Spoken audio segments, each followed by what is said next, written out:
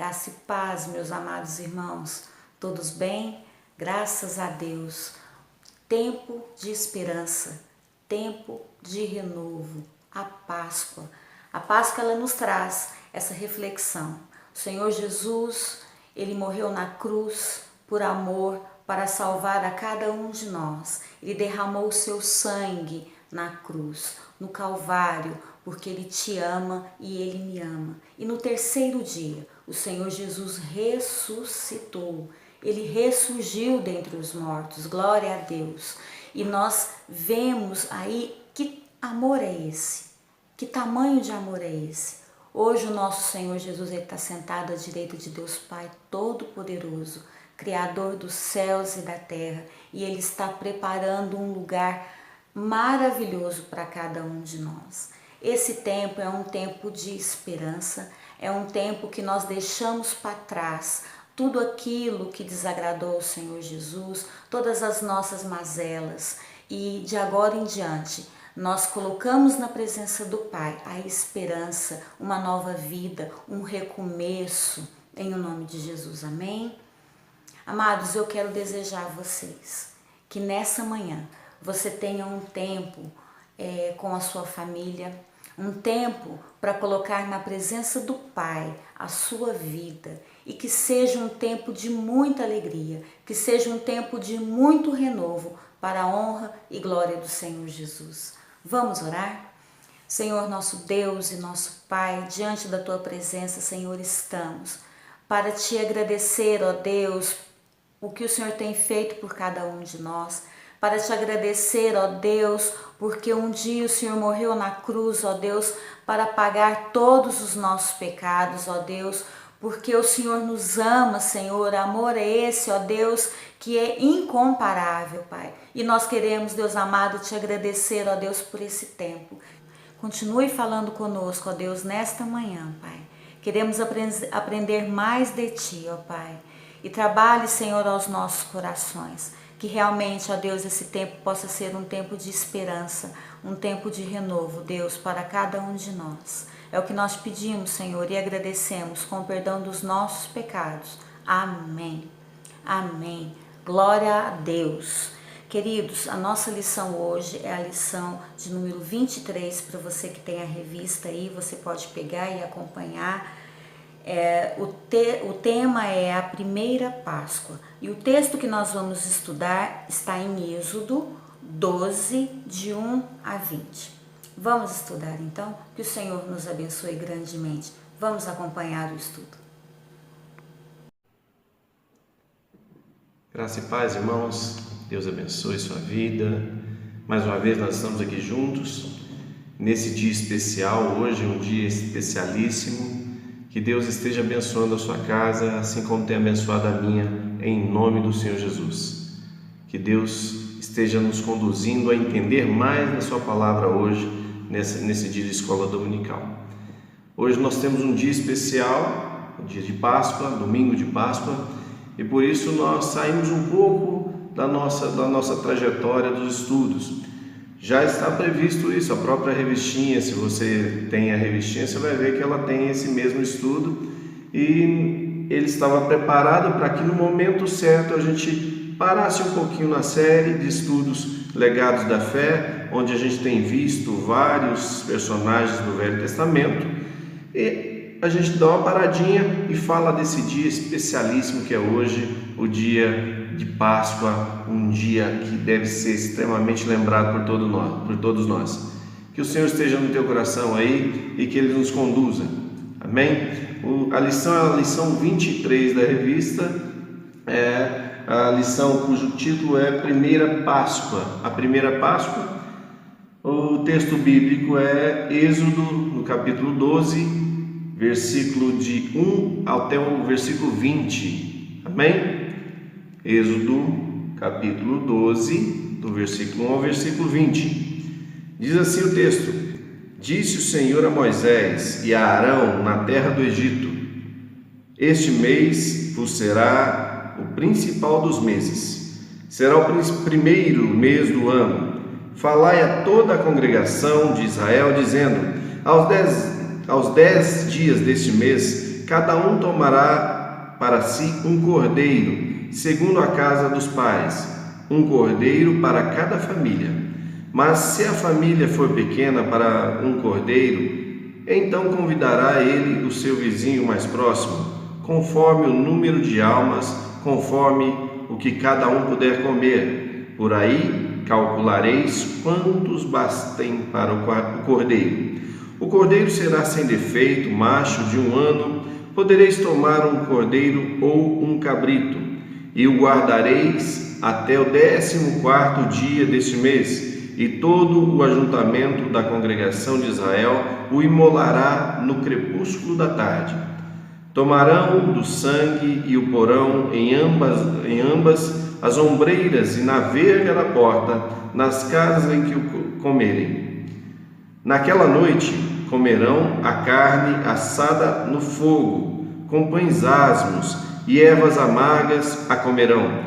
Não comereis do animal nada cru, nem cozido em água, porém assado no fogo, a cabeça e as pernas e a fressura.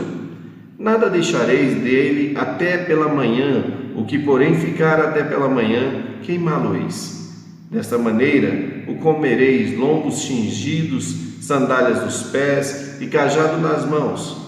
Comê-lo-eis à pressa, é a Páscoa do Senhor. Porque naquela noite passarei pela terra do Egito e ferirei na terra do Egito todos os primogênitos, desde os homens até os animais. Executarei juízos sobre todos os deuses do Egito. Eu sou o Senhor. O sangue vos será sinal nas casas em que estiverdes. Quando eu vir o sangue, passarei por vós, e não haverá entre vós praga destruidora, quando eu ferir a terra do Egito. Este dia vos será por memorial, e o celebrareis com solenidade ao Senhor. Nas vossas gerações o celebrareis por estatuto perpétuo. 7 dias comereis pães asmos. Logo ao primeiro dia tirareis o fermento das vossas casas, pois qualquer que comer fermento ou coisa levedada, desde o primeiro dia até o 7º dia, essa pessoa será eliminada de Israel. Ao primeiro dia haverá para vós outros santa assembleia. Também ao 7º dia tereis santa assembleia. Nenhuma obra se fará nele, exceto o que diz a respeito ao comer, somente isso podereis fazer.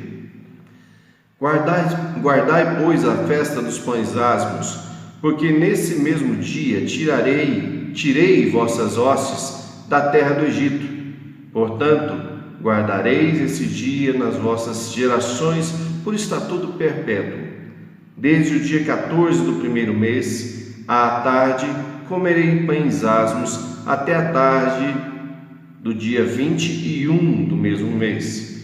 Por 7 dias não se ache nenhum fermento nas vossas casas, porque qualquer que comer pão levedado será eliminado da congregação de Israel, tanto o peregrino como o natural da terra.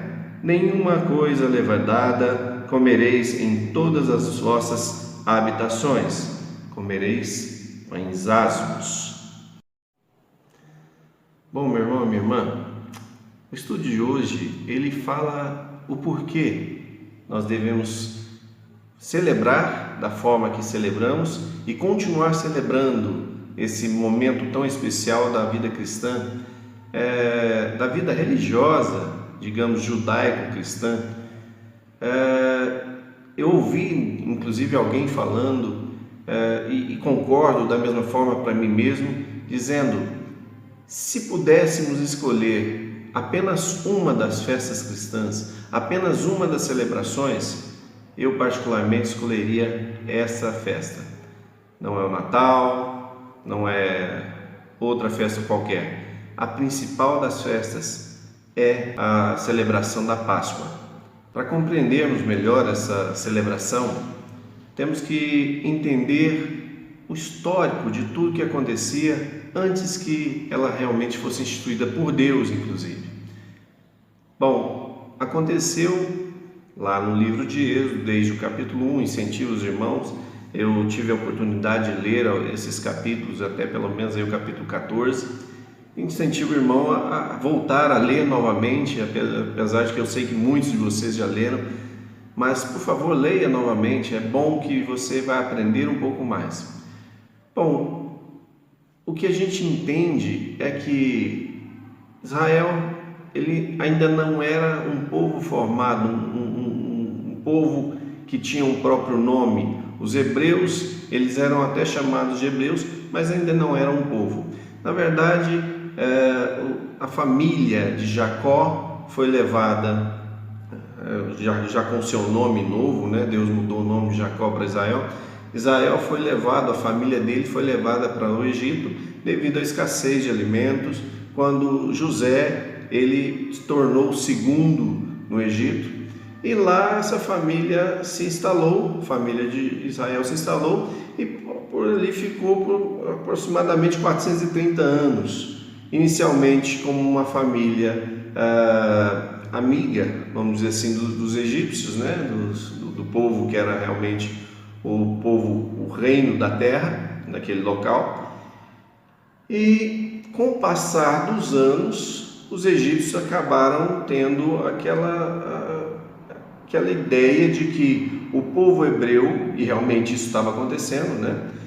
O povo hebreu era muito fértil, em torno de alguns milhares, talvez milhões de pessoas nesse momento já existiam ali na terra dos egípcios, e eram hebreus.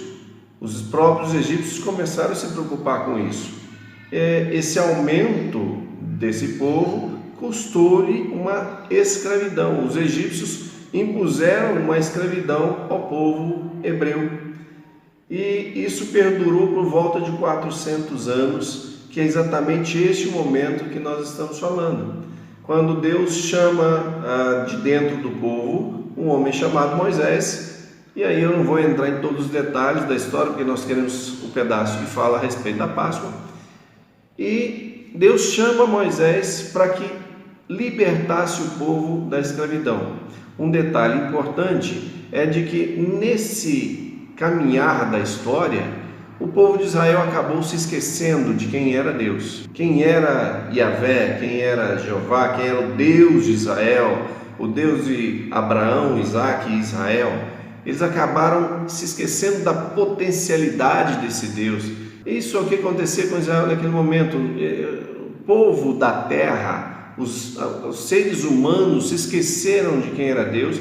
Inclusive na terra dos egípcios existiam milhares de deuses, vários deuses, e Deus ele precisava resgatar a sua condição de ser Deus, de ser reconhecido não só pelo povo de Israel, mas também por toda a terra, como Ele sendo o Criador, Ele sendo o verdadeiro Deus ou o único Deus, como nós sabemos hoje.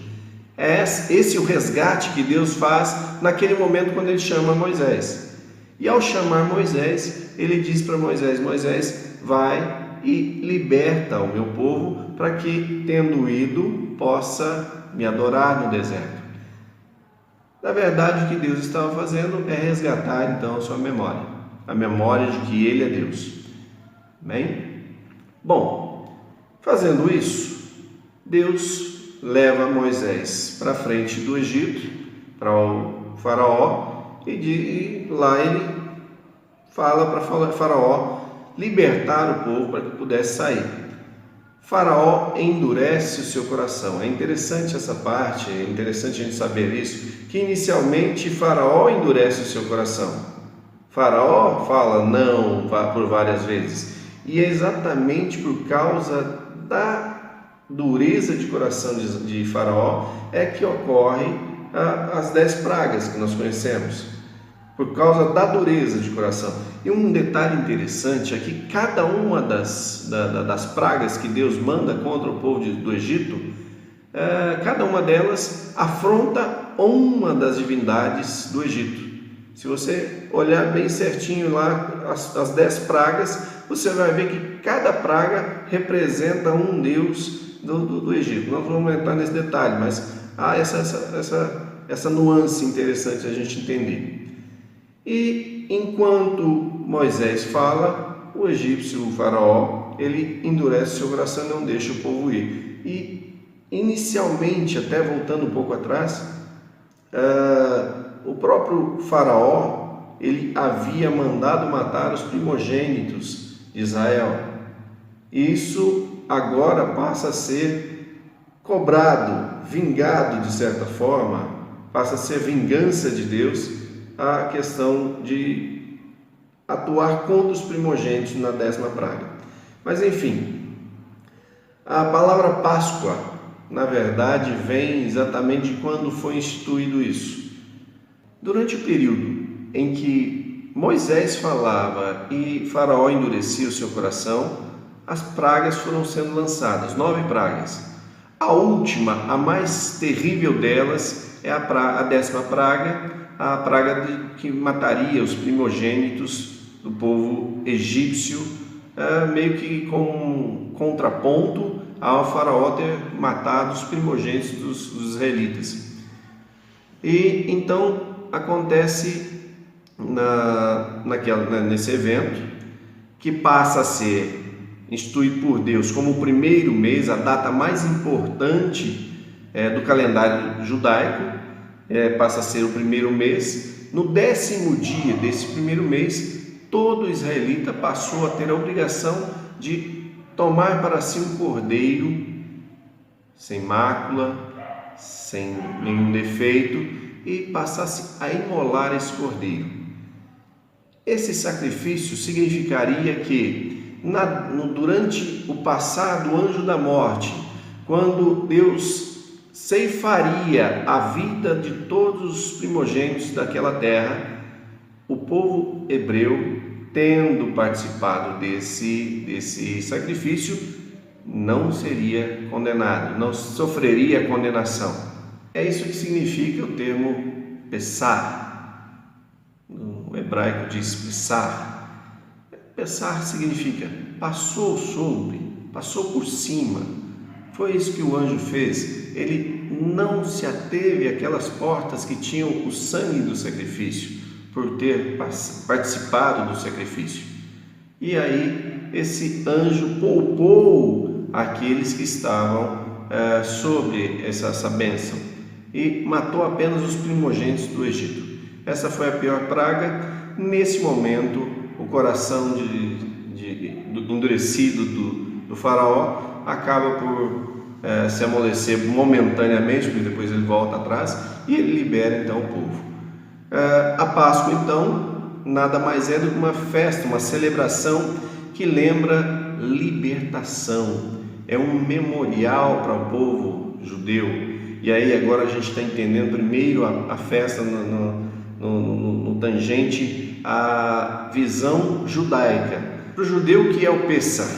O Pessah nada mais é do que uma celebração memorial de libertação. A libertação que aconteceu após um intenso combate entre Yahvé e os deuses do Egito e contra Faraó, logicamente. Deus não conhecia, então? Será que Deus não conhecia, então, quem estava nas casas dos hebreus? Alguém pode perguntar, será que Deus não sabia quem estava lá dentro? Sim, lógico, Deus sabe todas as coisas. A questão, o sinal não é para Deus. O sinal não era para Deus. O sinal era para o próprio povo hebreu. O próprio povo hebreu deveria tomar posse daquele sacrifício. Deveria tomar posse daquele ato.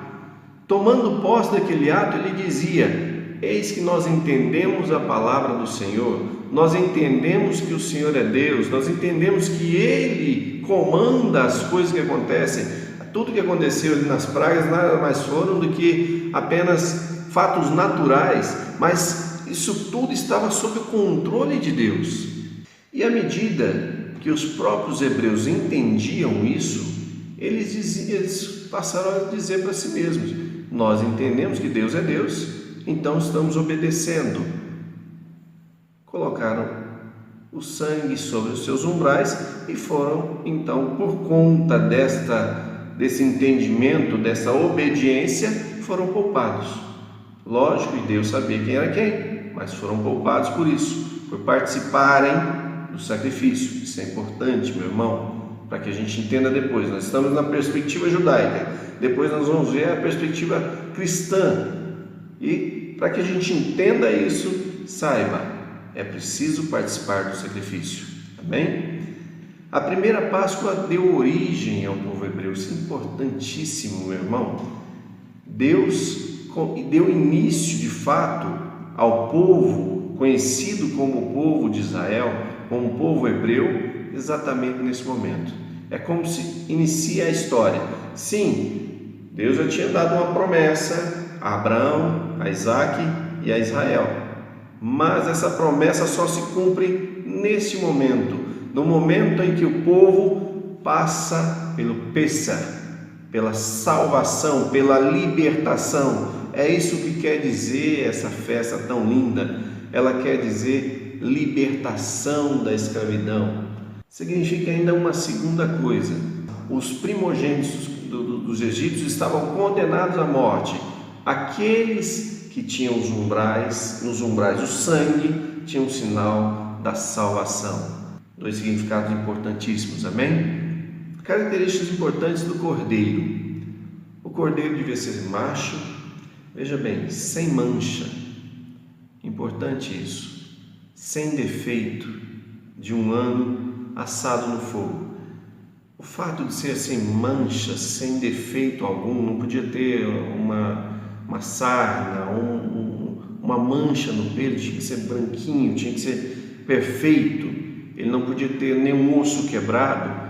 Isso está ligado exatamente à santidade com a qual mais tarde nós vamos ver Jesus viveu essa celebração em si mesmo. Nós vamos entender isso mais tarde, mas guarde isso: esse cordeiro não podia ter qualquer mancha, não podia ter qualquer defeito. Havia também, foi constituído juntamente com a festa da Páscoa, a festa dos pães asmos. É interessante aí que o povo também não poderia comer, e aliás, o cordeiro deveria ser retirado, deveria ser separado no 10º dia do mês de Nisan. No 14º dia, esse cordeiro deveria ser imolado, mas desde o início da Páscoa, desde o primeiro dia da Páscoa, os pais daquela família deveriam passar por dentro da casa, retirar todo o fermento, não poderiam de qualquer forma utilizar fermento algum. E eles fariam para si pães asmos, pães sem fermento. Esse pão sem fermento, ele tem uma imagem de que esse pão devia ser comido muito rapidamente. Essa é uma outra característica da festa da Páscoa. É uma festa que mostra como foi que Deus retirou o povo do Egito. Deus retirou o povo do Egito de uma forma apressada, de uma forma ligeira, porque ele não tinha terminado ainda sua obra. Isso continua, nós vamos tratar nesse estudo, mas continua. O coração do faraó volta a se endurecer. O próprio Deus endurece o próprio coração de faraó. Nós vamos entrar nesses detalhes, mas o próprio Deus endurece o coração de faraó, que mais tarde se arrepende e vai atrás do povo egípcio. Por isso, aquele povo tinha que ser tirado às pressas. Há uma urgência em cumprir aquilo que Deus chamou o povo para fazer. Eles deveriam comer também a refeição com ervas amargas. O significado dessas ervas amargas era a lembrança do que acontecia com o povo lá no Egito. A lembrança da escravidão, a lembrança da amargura da escravidão. Deus salvou de fato cada família, cada núcleo familiar. É como se aquele sacrifício, todas aquelas pragas fossem para cada uma das famílias. É um sacrifício familiar, é uma festa familiar. Ela devia ser celebrada na mesa. O pai, inclusive, sentado à mesa com todos os da família. O mais velho, ele conta o que deve acontecer na Páscoa. Ele diz quais são os significados de cada um dos elementos da mesa. Existem vários elementos, mais tarde são incorporados outros elementos, mas ele explica e conta de forma a manter a tradição. Ele mantém a tradição judaica dessa forma, contando tudo o que Deus havia feito, exatamente o que tinha sido perdido antes. Antes, o povo perdeu a ideia de quem era de fato Deus, e agora Deus está resgatando a memória quem é Yahvé, quem é Deus. E isso vai se perpetuar na vida dos hebreus desta forma. Na celebração da Páscoa, o mais velho contaria tudo quanto Deus tem feito no povo de Israel, e isso passa a ser uma celebração eterna, é um estatuto eterno. Deus manda que isso se repita sempre, para que a memória do povo hebreu sempre entenda quem é Yahvé, quem é o Deus de todos os céus e da terra e assim por diante. É um sacrifício familiar, mas há uma coisa interessante: o cordeiro ele não podia sobrar, não podia faltar, mas também não podia sobrar. Então, se tinha muito cordeiro para pouca gente, se convidava os vizinhos. Mas há uma coisa interessante: era proibido participar da festa, participar da celebração, se a pessoa não fosse circuncidada, se ela de fato não fosse hebreia, se ela de fato não tivesse iniciação dentro da religião dos hebreus. Primeiro se fazia esse compromisso. Há uma necessidade de compromisso com a religião judaica para depois poder participar da Páscoa. Com o passar dos anos, a Páscoa, na verdade, se tornou, se não a principal, pelo menos uma das principais festas do povo judeu. Existiam 3 festas de peregrinação, onde os hebreus, eles obrigatoriamente teriam que ir ao templo de Jerusalém, e mais tarde essa celebração passou das casas para o templo, e as pessoas os judeus deveriam sair dos seus locais e irem até o templo. Por isso, festas de peregrinação. Havia a Páscoa, a festa dos tabernáculos, mais ao final do ano, e logo após a Páscoa havia a festa da colheita, que mais tarde teria o dia do Pentecostes, a festa do Pentecostes, a festa das semanas. Eram 3 festas. Creio eu que o Pêssar, a Páscoa, era a mais importante e continua sendo a mais importante, devido a ser exatamente nela que o povo toma a sua origem, tem a sua origem, realmente passa a ser ali o povo de Israel. Aliás, isso com o passar dos anos muda um pouquinho. Lembra que eu falei que haviam 2 sentidos? Agora já há um terceiro, em que a festa da Páscoa também tem o significado de remissão. Veja que bonito isso. Deus faz a remissão, Ele compra o povo para si. É uma questão de trazer o povo de Israel para si, trazer o povo judeu para ser família, para estar próximo com o próprio Deus. Essa é uma parte importante que muda com o passar dos anos. Então agora nós temos 3 significados para a Páscoa. Ela é libertação da escravidão, ela é memorial também de salvação por Deus não ter condenado os primogênitos, e ela também é a remissão do povo de Israel para que seja parte da família, parte do povo escolhido de Deus. Também há algumas mudanças durante o tempo, alguns elementos que são incorporados durante a celebração da Páscoa na história, principalmente depois do período de exílio, no período pós-exílico. Acrescentam-se também a questão de se celebrar no templo, que não havia antes, era nas casas, agora passa a ser no próprio templo de Jerusalém.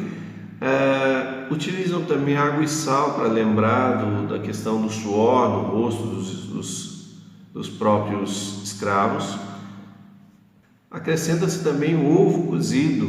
O ovo cozido tem o símbolo de resistência frente às forças opressoras. Os egípcios oprimiam o povo para que trabalhasse da forma que trabalhava. Mesmo assim, trabalhando, o povo ele se multiplicou. É interessantíssimo. Acrescentou-se também a presença de 4 cálices de vinho, simbolizando também 400 anos de escravidão aproximadamente. No Egito, o povo de Israel passou aproximadamente 400 anos de escravidão. Acrescentou-se também uvas e trigos, mostrando o sinal de que havia prosperidade. Depois dessa libertação, Deus havia prometido prosperidade. Se coloca também na mesa leite e mel, simbolizando o que a terra prometida por Deus para esse povo poderia produzir. Se coloca também, com o passar dos anos, se acrescentou também no Pêssar frutas doces, significando a ação de Deus em favor dos oprimidos.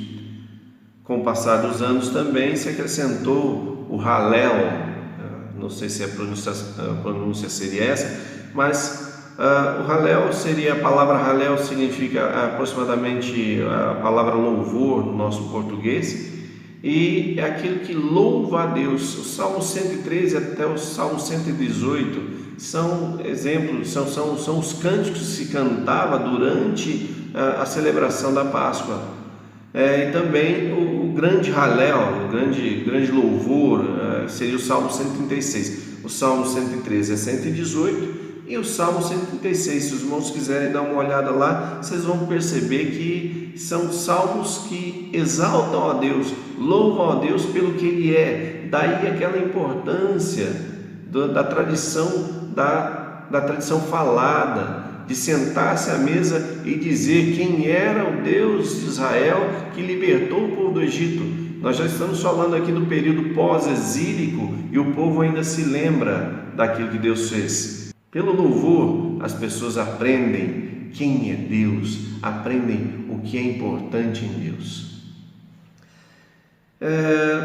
Agora nós vamos fazer um paralelo aqui entre a Páscoa judaica, a Páscoa dos israelitas e a Páscoa cristã. Bom, eu havia falado de que é um memorial de libertação e de salvação. Sim, a Páscoa para nós não tem nada a ver com a Páscoa que o mundo comemora. Aliás, vamos entender que a Páscoa que o mundo comemora, ela tem muito do romanismo. O Império Romano, ele quando tentou juntar o Império com a Igreja, ele instituiu algumas coisas, ele infringiu algumas coisas dentro da Igreja, e algumas delas são heresias tremendas, como exatamente a questão da festa da Páscoa. Alguns cristãos hoje ainda questionam se devem ou não celebrar a Páscoa por conta dessa incrustação de coisas, de fatos de interpretação extremamente errada dentro da cultura judaica, que de fato a tradição é boa e deve ser guardada, nós devemos sim. Uma delas é a questão de misturar o culto a uma deusa da fertilidade dentro da festa cristã da Páscoa. Existe esse problema. Daí veio a questão do ovo, não o ovo cozido, que os judeus ainda têm um significado, mas o ovo de chocolate, o coelho, vieram disso. Não é desta Páscoa que nós estamos falando, amém? Nós estamos falando da Páscoa cristã, que o próprio Jesus instituiu na noite em que ia ser traído, na noite em que ia ser julgado. Ele mesmo participou da ceia, instituiu inclusive a ceia dentro da celebração da Páscoa. Para o cristão também é um memorial de libertação. Que libertação? A libertação que nós recebemos não da escravidão física, mas da escravidão do pecado. Como Paulo diz, nós éramos escravos do pecado e agora somos libertos. Também significa salvação, salvação da condenação que o pecado traria. O livro de João fala que aqueles que não recebem, o Evangelho de João fala assim, aqueles que não o receberam já estão condenados. Há uma condenação porque nós não somos perdoados pelo sangue de Cristo. Se nós não recebemos o sacrifício, assim como os judeus colocavam nos umbrais da porta, se nós não recebemos o sacrifício de Cristo, também nós não seremos perdoados do nosso pecado e teremos a condenação. Assim como lá havia a condenação dos primogênitos, aqui, no nosso caso, na cultura cristã, se nós não recebemos o perdão dos pecados trazido pelo sacrifício de Jesus, nós também recebemos a condenação pelo pecado. Há uma outra, a mesma coisa que acontece com a tradição judaica, também tem um significado de remissão. Mesma coisa conosco. O significado da Páscoa é um memorial para que a gente lembre que o sacrifício de Cristo, ele nos comprou de volta para Deus. E agora esse povo que era apenas Israel, agora todos nós, todos quantos recebemos esse sacrifício, todos quantos participamos desse sacrifício, sejamos judeus ou não, fazemos parte da salvação de Cristo, fazemos parte da remissão e somos povo de Deus. Na refeição pascal, Jesus instituiu a ceia que nós tomamos aí pelo menos uma vez por mês. Na verdade, deveria ser pelo menos, aliás, deveria ser toda vez que nos encontramos, mas instituímos que seria pelo menos uma vez por mês. Foi instituída durante a Páscoa, por que não celebrá-la? Jesus morreu e foi sepultado às vésperas da Páscoa. Aliás, há uma semelhança muito próxima entre a Páscoa judaica e o sacrifício de Jesus. Jesus, ele foi entregue exatamente no 14º dia, quando ele foi morto exatamente no 14º dia, quando o cordeiro pascal era imolado. Há uma outra coisa interessante. Deus instituiu a festa dos pães asmos lá para os judeus. Agora, o Cordeiro de Deus que morreu sem pecado, Jesus não tinha pecado algum, ele também é sepultado no segundo dia da Páscoa, no 15º dia, ele morre e no dia seguinte ele é sepultado. É muito interessante isso, porque o Cordeiro de Deus que não tinha pecado algum foi também colocado como pão sem fermento. Nós também temos que aprender com isso. Nós temos que entender que o pão asmo significa sem fermento, sem adição das coisas que o mundo traz, sem maldade. É isso que nós aprendemos com o pão asmo. Jesus foi entregue a nós como um pão sem fermento, assim como nós, como cristãos, também temos que ter essa responsabilidade de não nos levedarmos com a levedura do mundo, com as coisas que o mundo traz. Jesus ressuscitou no domingo de Páscoa, exatamente no dia em que começa a festa das primícias. E aí Paulo diz a respeito de Jesus que ele é a primícia daqueles que dormem, ele é o primeiro daqueles que vão ressuscitar. Ele foi o primeiro a ressuscitar de todos os outros que ressuscitarão, todos aqueles que passarem por morte, estando dentro do sacrifício, tendo sido libertos e salvos pelo sacrifício de Cristo, também ressuscitarão no último dia, como diz a palavra do Senhor. Para a igreja de Cristo, ele é o próprio Cordeiro. O sangue vertido por ele é o mesmo sinal dos umbrais da porta. Lá havia um cordeiro, nós também temos o nosso cordeiro. Aliás, esse cordeiro foi dito lá por João Batista: eis o Cordeiro de Deus que tira o pecado do mundo. Há uma semelhança, e não uma semelhança, mas uma concordância entre quem viu Jesus e sabia o que ele significava dentro da tradição judaica. A Páscoa, a festa dos pães asmos, a festa das primícias, o dia da expiação, são todas obras do Velho Testamento que eram sombra, apenas sombra do que Deus faria tomar corpo em Jesus. Paulo diz a respeito disso, diz que as coisas do Velho Testamento são apenas sombra daquilo que Deus faria, tomaria corpo em Jesus, que tomaria substância de fato em Jesus. Olha só, tudo o que aconteceu no Velho Testamento é apenas sombra. Não é que está errado, não é que é ruim, que é errado, não. É que aquilo era apenas imagem, uma sombra. Imagine que quando você vê um artista fazendo alguma coisa e ele precisa de um molde.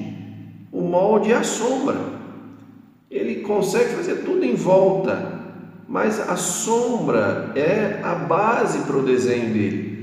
É exatamente isso. No Velho Testamento nós temos apenas o molde do que Deus haveria de fazer em Jesus, onde de fato nós temos a substância do que Deus queria fazer na humanidade. E eu e você, assim como os israelitas, fazemos parte desse plano. Nós estamos fora. Eu disse Paulo, na verdade é Paulo, é o escritor da carta aos Hebreus, amém? Para a igreja, a Páscoa demonstra a passagem da morte para a vida verdadeira, que é a existência no reino de Deus. A Páscoa tem essa característica para nós. Lá para os judeus, significava a passagem da escravidão para a liberdade. Para nós, isso tem muito maior significado. O significado para nós é passagem da morte, da condenação, do inferno para a vida em Deus, no reino de Deus. Deus, ele tem um plano para a humanidade, e ele é Deus desde a criação até a consumação dos séculos. Tudo o que acontece está sob o controle da presença de Deus, está sob o controle do próprio Deus. Lá no Apocalipse nós vemos que Deus está sentado no trono e todas as ordens que ele dá se completam na terra. Deus não deu corda no mundo. Deus está conosco agora, falando e fazendo os seus planos de acordo com a sua vontade. Não importa o que nós possamos interferir, o plano de Deus se completará. O que importa é você e eu estaremos de que lado quando esse plano se completar? Do lado dele ou do lado oposto? Veja uma outra coisa importantíssima. A Páscoa deu origem ao povo hebreu. Conosco, a Páscoa deu origem à igreja, deu origem aos cristãos. O povo que é chamado cristão, o povo que é chamado pequenos cristos, ele deu início exatamente no momento em que Jesus se sacrificou pela humanidade.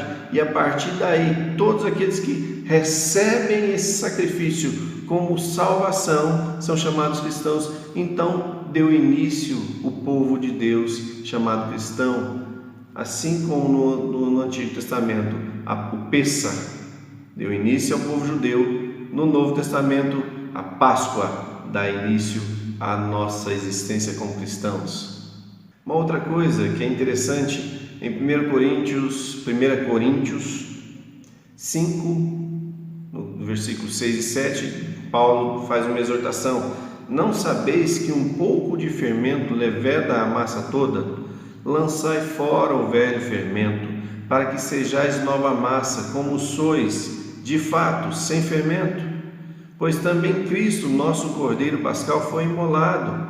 Por isso celebremos a festa não com o velho fermento, nem com o fermento da maldade e da malícia, mas sim com os asmos da sinceridade e da verdade. Veja só, Paulo está exortando, e creio eu que seja próximo da Páscoa.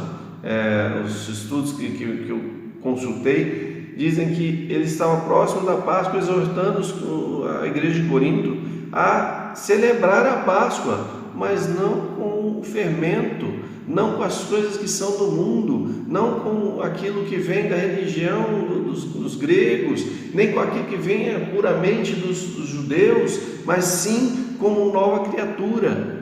A conclusão que nós podemos tirar de tudo que nós estudamos aqui é de que a Páscoa não é uma festa exclusiva dos judeus ou dos cristãos.